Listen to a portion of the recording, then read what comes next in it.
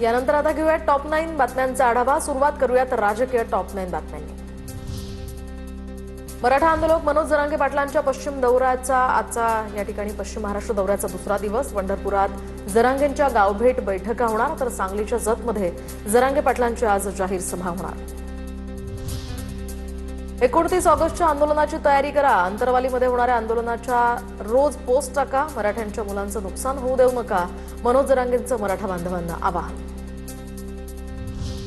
सरकार मराठ्यांना ओबीसींविरोधात भडकवतंय। काँग्रेस नेते नाना पटोलेंचा सरकारवर निशाणा, तर ओबीसींच्या तोंडातील घास हिसकावून मराठ्यांना दिला जातोय, पटोलेंचा आरोप।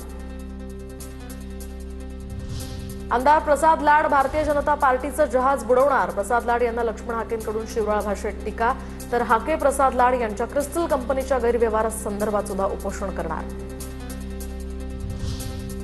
उपमुख्यमंत्री एकनाथ शिंदे पुन्हा दिल्ली दौऱ्यावर। भाजपच्या वरिष्ठ नेतृत्वाची भेट घेणार, सूत्रांची माहिती। तर दिल्लीतील महारक्तदान शिबिरामध्ये सुद्धा ते सहभागी होणार। शरद पवारांचे खासदार सोमवारी पंतप्रधान मोदींची भेट घेणार। महाराष्ट्रातील प्रश्नांसंदर्भात सोमवारी सकाळी 11 वाजता संसदेत पंतप्रधानांना भेटणार, खासदार सुप्रिया सुळेंची माहिती। मुख्यमंत्री देवेंद्र फडणवीस आज सांगली आणि कोल्हापूर दौऱ्यावर, तर फडणवीसांच्या हस्ते विविध विकास कामांचं उद्घाटन। कागलमध्ये होणाऱ्या सभेत हसन मुश्रीफ आणि समरजित घाटगे पहिल्यांदाच एकाच मंचावर येणार।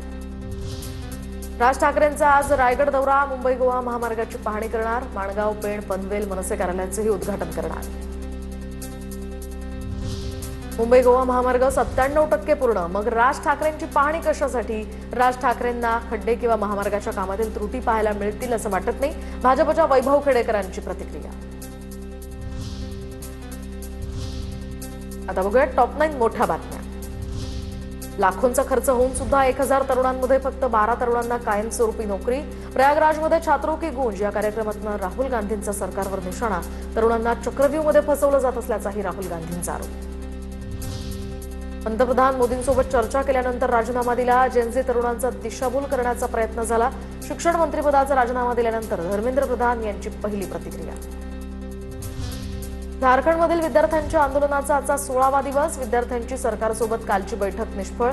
जेपीएससी जेएससीसी परीक्षा पद्धतीमध्ये सुधारणा आणि पारदर्शकतेच्या मागणीसाठी हे आंदोलन होतंय। कॉक्रोच जनता पार्टीच्या सदस्यांनी आदित्य ठाकरेंची भेट घेतली। सौरव दास आणि रत्नाथ सिंग यांनी मुंबईमध्ये आदित्य ठाकरेंची भेट घेतली।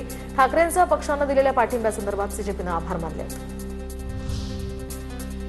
नीट पेपर लीक प्रकरणामध्ये सीबीआयकडून दिल्लीच्या जलद गती न्यायालयामध्ये 13 जणांविरोधात आरोपपत्र दाखल। या 13 जणांमध्ये लातूरच्या 3 जणांचाही समावेश। अकाली दलाकडून महिला आरक्षण बिल आणि डिलिमिटेशन बिलाला पाठिंबा। केंद्रीय मंत्री किरेन रिजिजू यांच्याकडून अकाली दलाच्या निर्णयाचं स्वागत। देशातील महिलांच्या हक्काच्या रक्षणासाठी आणि महिला आरक्षण विधेयक प्रभावीपणे लागू करण्यासाठी इतर पक्षांनीही पाठिंबा द्यावा, रिजिजू यांचं हे आवाहन। यूपीआय वापरासाठी कोणतेही शुल्क आता नसणार, तर यूपीआय व्यवहार पूर्वीप्रमाणेच विनामूल्य असणार। मात्र मर्चंट सवलत दर लागू झाल्यास ठराविक मर्यादेपुढील विशिष्ट व्यापाऱ्याच्या व्यवहारांवर याचा दर लागू होणार, वित्त मंत्रालयाचं स्पष्टीकरण। रशियाकडून तेल खरेदी करणाऱ्या भारतासह 5 देशांवर 100% आयात शुल्क लावण्याचं विधेयक अमेरिकन सिनेटमध्ये मंजूर। 100% शुल्काच्या या कक्षेमध्ये भारत, चीन, स्लोव्हाकिया, हंगेरी आणि अझरबैजान या 5 देशांचा समावेश। पंतप्रधान मोदी आणि अमेरिकेचे उपराष्ट्रपती जेडी व्हान्स यांच्यामध्ये फोनवर संवाद। भारत अमेरिका व्यापक जागतिक धोरणात्मक भागीदारीवर या दोघांमध्ये चर्चा। उच्चस्तरीय संवादातून भारत आणि अमेरिका यांच्यातील मैत्रीपूर्ण आणि राजनैतिक संबंध अधिक दृढ होणार, पंतप्रधान मोदींकडून ट्विट।